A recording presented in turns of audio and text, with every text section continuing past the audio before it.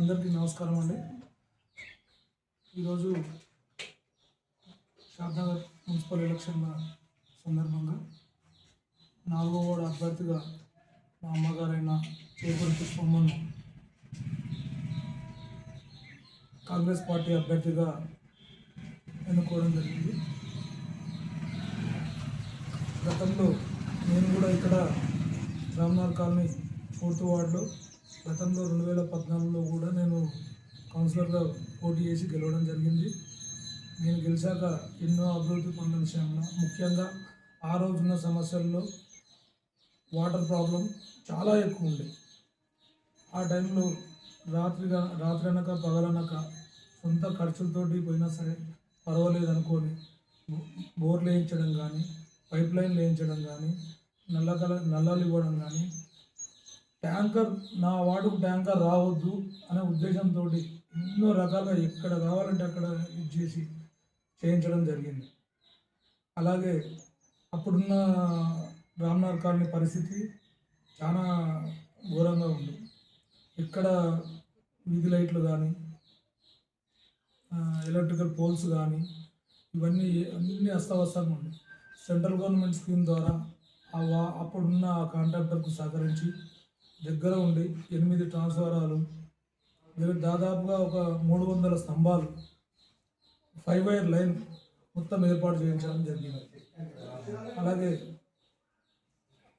ముఖ్యంగా యువకులు, నన్ను నమ్మి నాకు సహకరించిన యువకులు అందరికీ నాతో సహాయంగా వాళ్ళకు ఉపాధి చూపించడం కానీ, ఎన్నో సమస్యలతోటి ఇంటికి వచ్చిన వాళ్ళకు నా పదవి తర్వాత కూడా ఎన్నో సమస్యలతో ఇంటికి వచ్చిన వాళ్ళకు కూడా నా వంతు సహాయంగా నిరంతరం చేసుకుంటూనే వస్తుంది.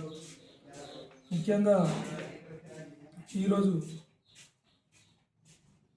గత 10 సంవత్సరాల నుంచి తెలంగాణ ప్రభుత్వం వచ్చినాక, టీఆర్ఎస్ గవర్నమెంట్ వచ్చినాక ఎలాంటి అభివృద్ధి పనులు చేయకుండా ప్రజలను మభ్యపెట్టి ఓట్ల కోసం రాజకీయాలు చేసుకుంటూ చేయడం జరిగింది.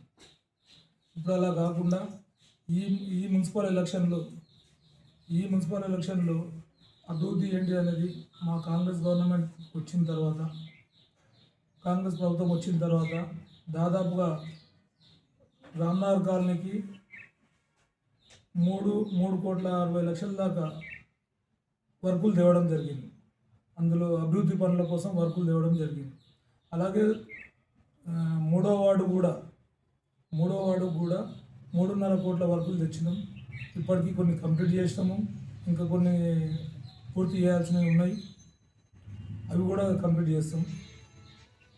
దాన్ని దృష్టిలో పెట్టుకొని ఈరోజు 4వ వార్డు జనరల్ మహిళ రావడం జరిగింది.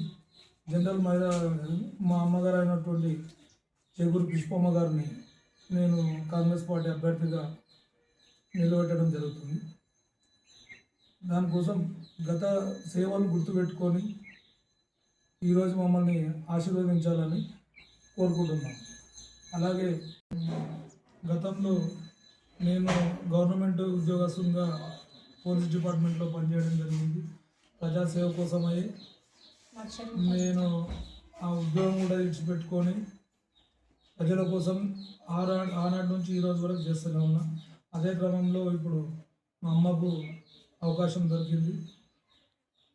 ప్రజలందరూ అవకాశం కల్పిస్తే మళ్ళీ ఇదే సేవలు ఇలాగే కంటిన్యూ చేసుకుంటూ అందరికీ నమస్కారము. నేను 4వ వార్డుకు అభ్యర్థిగా నిలబడుతున్నాను. నా కొడుకు కుమార్కు ఇంతవరకు మీకు సేవలు అందించిండు. నా కొడుకు తరపు నుంచి నేను నిలబడి ఇప్పటికి కూడా నేను ఆ సేవలు నేను చేస్తాం కంపల్సరీ అని. అంతేనా? గతంలో నా కొడుకు చేసిండు కదా, అమూల్యమైన ఓటు వేసి నన్ను గెలిపించండి.